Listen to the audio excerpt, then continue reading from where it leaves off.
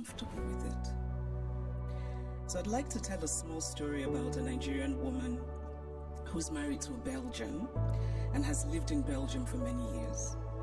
She said once that she was shocked that her son, while being taught Belgian history, was taught nothing about Congo. They teach my son in school that he must help the poor Africans, she said, but they don't teach him about what Belgium did in Congo. Now, if her son does not learn that the modern Congo state began 100 years ago as the personal property of a brutal Belgian king who was desperate to get wealthy from ivory and rubber, if her son does not learn that the hands of Congolese people were chopped off with rusty axes for not producing enough resources to meet a king's greed, if her son does not learn that the Belgian government later ruled Congo with a deliberate emphasis on not producing an educated class, if this young Belgian boy knows nothing of these incidents, then at some point they will perhaps no longer have happened, because the past, after all, is the past because we collectively acknowledge that it is so. It is not that Europe has denied its colonial history. That would be too crude. It is instead that Europe has developed a way of telling the story of its colonial history that ultimately seeks to erase that history. The former French Prime Minister Nicolas Sarkozy gave a now infamous speech in Senegal in which he said, "I have not come to deny mistakes or crimes. Mistakes were made and crimes committed. But no one can ask of the generations of today to expiate this crime perpetrated by past generations." This is central to the story that Europe tells itself about its colonial history. It is a story that basically says, yes, colonialism happened, but. And whatever comes after the but is the focus of the story. What the focus on the but does is that it absolves. It frees Europe of responsibility, of a significant and traceable connection to the African present, and it allows Europe the glow of charity. But the truth is that the past does not merely tell us what happened yesterday, it also illuminates what happens today.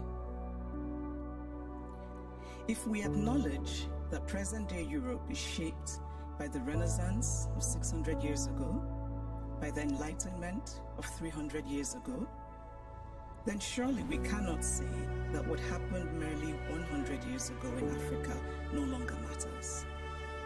It matters. We are gathered today in this reconstructed palace, a beautiful place, but also a place that represents Germany's nostalgia for imperial times. When Kaiser William II lived here, German troops were killing children, women, and men in Southwest Africa. This building says that German history matters, even in a romanticized form. The history of Africa and Asia and Latin America must matter as well. We cannot pick and choose which histories and which points of view still matter, because to do this would be an ugly exercise of brute power. And speaking of power, here's a headline I just read in a German publication. The headline says, "Where do Africa's treasures belong?" Now imagine this headline differently. Imagine if it said, "Where do Germany's treasures belong?" It would be a redundant question, because of course, Germany's treasures belong in Germany. But the question would never even be asked, because there would be no circumstance in which it would be, because of power. And so it seems to me that what we are fundamentally grappling with in this space, in all of these questions about the Humboldt Forum, is power. Unequal power, how we navigate unequal power relations. And there's always been, to me, something shabby about unequal power relations. The victory feels colorless, almost unearned. So I spoke of Belgium and its colonial history, but what of Germany and its colonial history? Do school children here learn about Namibia, what was called the German Southwest Africa? Do school children know that 100,000 Herero people were murdered by the Germans? Do they know of the wells that were poisoned? Do they know of the women used as sex slaves and others as slaves in German camps?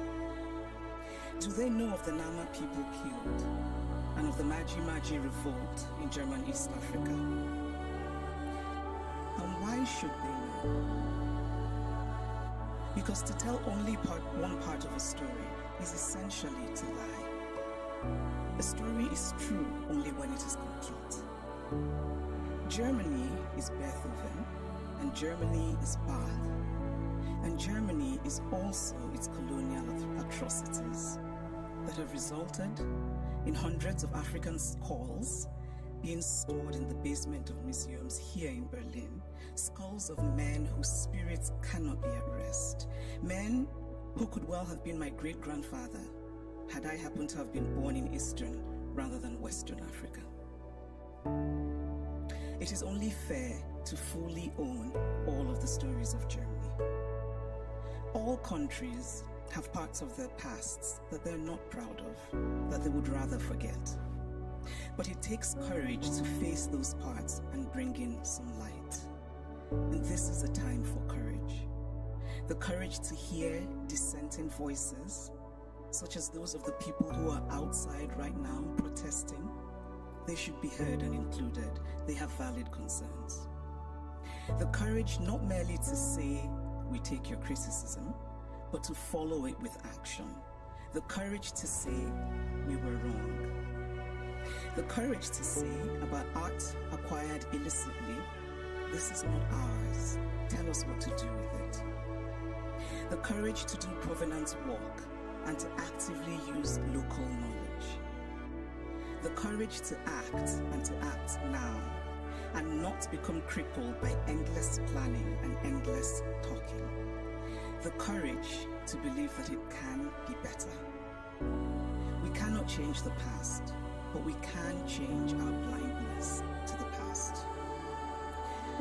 And why, by the way, is the term ethnological used for art from certain parts of the world and not art for other parts of the world? And then in discussing some of this art that we term ethnological, and I would argue that the language itself already suggests a hierarchy of value, when we talk about this art that was stolen, we're told that they cannot be returned to Africa, for example, because Africans will not take good care of them.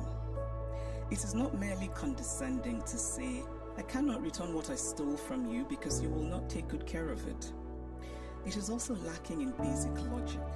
Since when has the basis of ownership been taking good care of what is owned? This position is paternalistic arrogance of the most stunning sort. It does not matter whether Africans or Asians or Latin Americans can take care of the art stolen from them. What matters is that it is there